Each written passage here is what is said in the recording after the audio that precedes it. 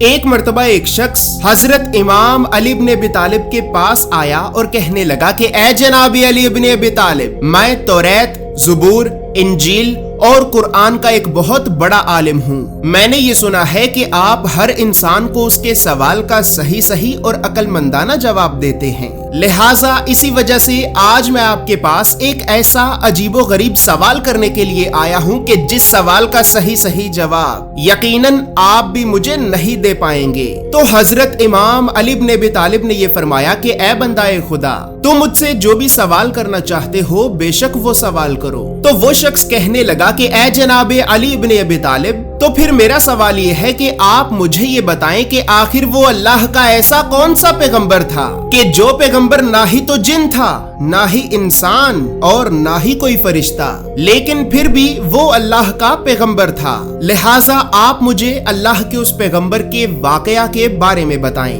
تو حضرت امام علی ابن ابی طالب نے یہ فرمایا کہ اے بندہ خدا، ٹھیک ہے، آج میں تمہیں اللہ کے اس پیغمبر کا واقعہ سناتا ہوں کہ جو پیغمبر نہ ہی تو جن تھا، نہ ہی انسان اور نہ ہی کوئی فرشتہ، لیکن یقیناً پھر بھی وہ اللہ کا پیغمبر تھا۔ دوستو، یہاں پر یہ بات یاد رہے کہ اس ویڈیو میں آگے آپ کو اس پیغمبر کا جو واقعہ سناؤں گا، تو اس واقعہ میں حضرت آدم علیہ السلام کے دو بیٹوں قابیل اور حابیل کا بھی ذکر موجود ہے، لہٰذا بہت زیادہ لوگ ان دونوں بھائیوں قابیل اور حابیل کے نام کو لے کر تھوڑا سا پریشان ہو جاتے ہیں کہ آخر قابیل نے حابیل کو قتل کیا یا پھر حابیل نے قابیل کو قتل کیا۔ تو دوستو، اس پریشانی کو حل کرنے کے لیے یہاں پر یہ بات یاد رہے کہ قابیل کے نام کا پہلا لفظ دو نقطوں والی کاف سے شروع ہوتا ہے، اور اردو زبان کا لفظ قاتل بھی دو نقطوں والی کاف سے ہی شروع ہوتا ہے، لہٰذا یاد رہے کہ قابیل قاتل ہے، جبکہ حابیل کے نام کا پہلا لفظ ہا سے شروع ہوتا ہے اور اردو زبان کا لفظ ہلاک بھی ہا سے ہی شروع ہوتا ہے، لہٰذا یاد رہے کہ حابیل وہ ہے کہ جو ہلاک ہوا، یعنی جسے قتل کیا گیا۔ تو بس پھر اب حضرت امام علی ابن ابی طالب نے یہ فرمایا کہ اے بندہ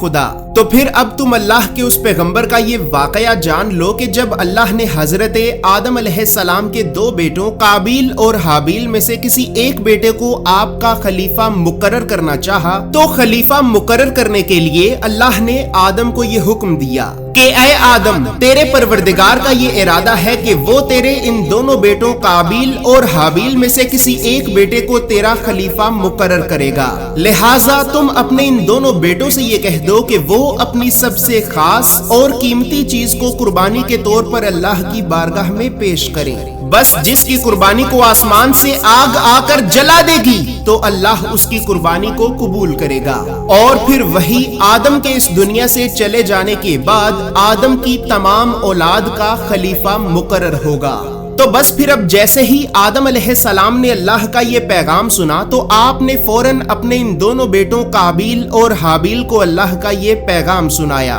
اللہ کا یہ پیغام سنتے ہی حابیل، جو بھیڑ بکریوں کو چرایا کرتا تھا، تو اس نے اپنی بھیڑوں میں سے ایک سب سے بہترین بھیڑ کو اللہ کے لیے قربان کیا، اور پھر اس بھیڑ کو قربان کرنے کے بعد ایک کھلے میدان میں قربانی کی جگہ پر لا کر رکھ دیا، جبکہ دوسری طرف قابیل جو کھیتی باڑی کا کام کرتا تھا، تو اس نے اپنے کھیت کی سب سے کچی اور گلی سڑی سبزیوں کو اکٹھا کیا اور پھر انہی کچی اور گلی سڑی سبزیوں کو ہی قربانی کے طور پر باہر کھلے میدان میں قربانی کی جگہ پر لا کر رکھ دیا۔ بس پھر کچھ ہی دیر کے ہی بعد حابیل کی قربان کی ہوئی بھیڑ پر اچانک آسمان سے ایک آگ کا شعلہ آ کر گرا، اور اس آگ کے شعلے نے حابیل کی بھیڑ کو جلا دیا، اور اسی طرح اللہ نے حضرت حابیل کی قربانی کو قبول کیا اور آپ کو آدم کی تمام اولاد کا خلیفہ مقرر کر دیا۔ لیکن جیسے ہی دوسری طرف قابیل نے یہ دیکھا کہ اللہ نے تو اس کی قربانی کو قبول ہی نہیں کیا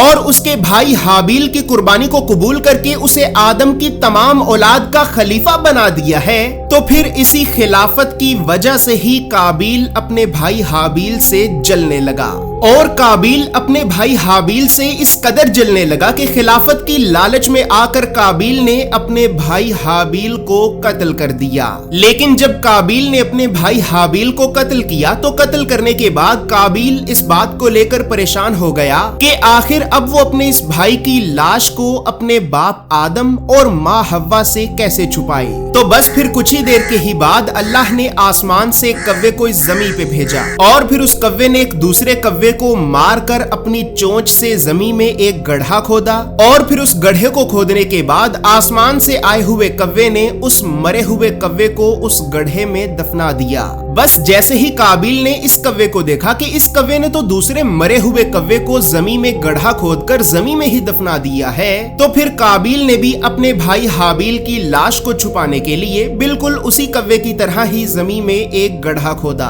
और फिर जमीन में गड्ढा खोदने के बाद काबिल ने भी अपने भाई हाबिल की लाश को उस गड्ढे में दफना दिया। और ए बंदा ए खुदा, अब जान लो कि अल्लाह ने ये जो कव्वा आसमान से इस जमीन पे भेजा था, तो यही कव्वा अल्लाह का वो पैगंबर है कि जो पैगंबर ना ही तो जिन था, ना ही इंसान और ना ही कोई फरिश्ता, लेकिन फिर भी ये अल्लाह का पैगंबर था।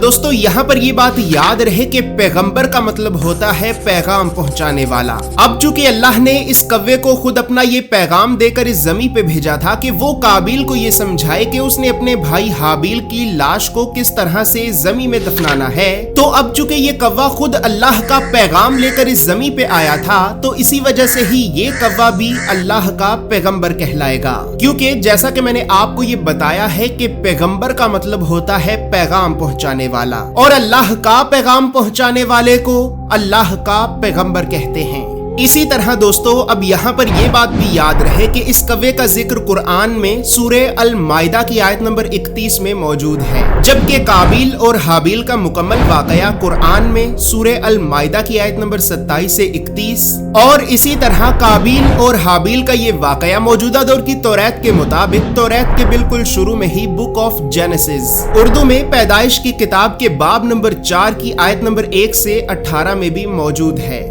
और दोस्तों इस शख्स ने हजरत इमाम अली इब्न अबी तालिब से ये जो सवाल किया था, तो ये सवाल बिहारुल अनवार के वॉल्यूम नंबर 10 में और वॉल्यूम नंबर 31 में मौजूद है। बिहारुल अनवार के अलावा इसी सवाल का ही एक तरीक आज से 800 साल पहले लिखी गई अहादीस की एक किताब किताबुल एहतजाजुल तिब्रसी में भी वाज़े तौर पर मौजूद है। दोस्तों अब आपको ये तमाम हवाले बताने के बाद मैं आप सभी का शुक्रिया अदा करना चाहूंगा कि आप सभी के प्यार, मोहब्बत और सपोर्ट की वजह से हमने शॉर्ट वीडियोस के लिए जो दूसरा यूट्यूब चैनल बनाया था, तो उस चैनल पर इल्मी बातें सुनने वालों की तादाद 10,000 से भी ज्यादा हो चुकी है। और अगर आप भी हमारे उस चैनल का हिस्सा बनना चाहते हैं और हमारी शॉर्ट वीडियोस को देखना चाहते हैं, तो आपको हमारे उस चैनल का लिंक हमारी हर वीडियो की डिस्क्रिप्शन से मिल जाएगा। तो बस फिर अब जैसे ही उस शख्स ने ये देखा कि हजरत इमाम अली इब्न अबी तालिब ने तो उसे उसके सवाल का सही जवाब दे दिया है, तो फिर वो शख्स भी कहने लगा कि बेशक अल्लाह के रसूल ने ये सच फरमाया था